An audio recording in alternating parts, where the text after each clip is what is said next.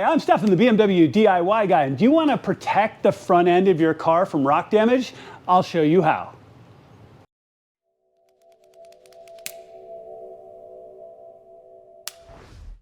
All right, guys, let's talk about this project a little bit and the reasons why you probably want to do this yourself. Now, if you have a brand new M car from BMW, the M2, the M3, the M4, or in this case, this gorgeous M4 convertible, your underbody pans up in front are all plastic. Now, that isn't necessarily a problem, probably cuts down on weight a little bit, but when you look at a skid plate and actually protecting that space, and especially your vulnerable front oil cooler, that's a big deal. I know people who have taken rocks that have skipped up and actually done some damage and have actually punched a hole in their oil cooler. So adding a skid plate like from Turner is a really good idea.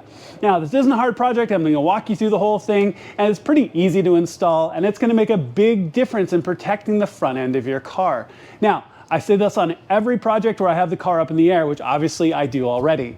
You can do this with jacks and jack stands or my quick jacks. Make sure to check out that video.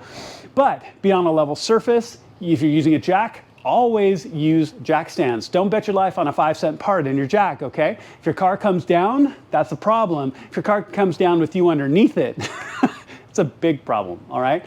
Okay, so let's jump in and let's get started. I've got the car up in the air. I'm gonna walk you underneath and we're gonna take all kinds of 10mm bolts out. All right, guys, so here we are underneath the car. If you haven't seen the underside of a new G80 yet, and the G82s are even the same, here is your oil cooler that I was talking about. This is something you absolutely want to protect. It has a little bit of a kind of rubber lip here to help deflect rocks and debris, but it doesn't do the best of jobs. In addition, if you look at the rest of this, this is all just plastic sheeting. Actually, and this is for a car that barely has any miles on it, you can already hear a rock up in there. That's going to come out here in just a second.